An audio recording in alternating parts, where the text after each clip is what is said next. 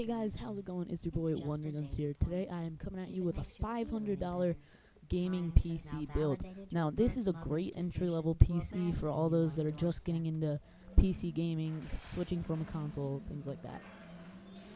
So, for the graphics card, we're going to be using a EVGA GeForce GTX 750, 1GB. This graphics card is absolutely great for the money. It's going to run you about 120 around there,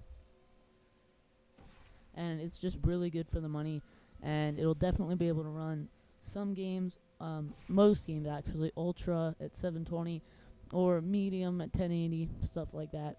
It'll be just a really good card for the money. For the RAM, we're going to be using Kingston HyperX Blue 8GB, 1600 megahertz. Now, the reason we went with this RAM is because it's a really good price. It's one 8GB module, and it's going to run you about $70. So, for the hard drives, we used two Seagate Barracuda 500GB hard drives. Now, I'll explain why we got two 500GB instead of one 1TB, and I'll explain that at the end of the video. For the motherboard, we're going to be going with an Asus Micro ATX AM3 Plus motherboard. Now, this motherboard's going to run you about $65. It'll be absolutely great, leave some room for upgrading and things like that, and so you will still be able to get a good PC later on at a good value. For the processor, we're going to be using an AMD FX 6300 6-core processor. Now, this processor about $110, and it's absolutely great for a $500 build. So a 6-core processor will pretty much run any game you throw at it. And if you guys want to upgrade to the 8-core processor, that'll run you about $60 more, and it will be great for the money. For the power supply, we're going to be using a Roswell Stallion Series 500 watt power supply. Now, the reason I went with this power supply is because it's cheaper than some of the Corsair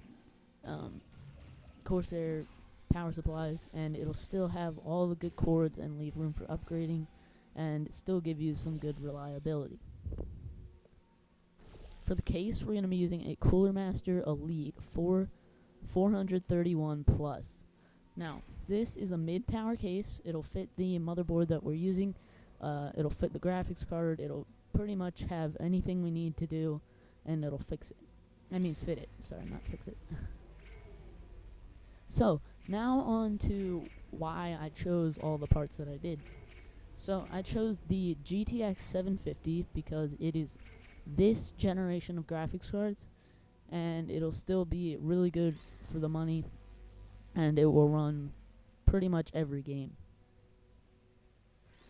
Now, the reason I went with a 8GB memory module is because it'll leave room for upgrading RAM later on, and you don't have to take out your other RAM and put in some new ones because there's not enough upgrading space, and it'll just save you a lot of space and time. Now, the case doesn't really matter in my opinion. The main thing that I look for is keeping the computer components cool and just being a good value. And that's exactly what I saw with this Cooler Master Elite, because it had the space for everything we needed, all the reviews were good, and airflow looked pretty good. Now on to why I chose two 500GB hard drives. I am a firm believer in operating system programs on one hard drive and games on the other. And since we didn't have the budget for an SSD, I thought that two 500GB hard drives would be great for the build. So the processor and the motherboard are pretty much self-explanatory. The motherboard is a great deal, provides room for upgrading, things like that. So later on down the line, you'll still be able to run games and be able to upgrade your computer. Now, the processor I went with because it is just about the same price as an i3 and has probably about a 5-10% increase in performance. So it's a really good deal, and it's cheaper. So I thought that would be better. So if you guys enjoyed the build, or you want to build the build, links to everything, all the parts will be down in the description below. So thank you guys for watching, and I will see you in the next video.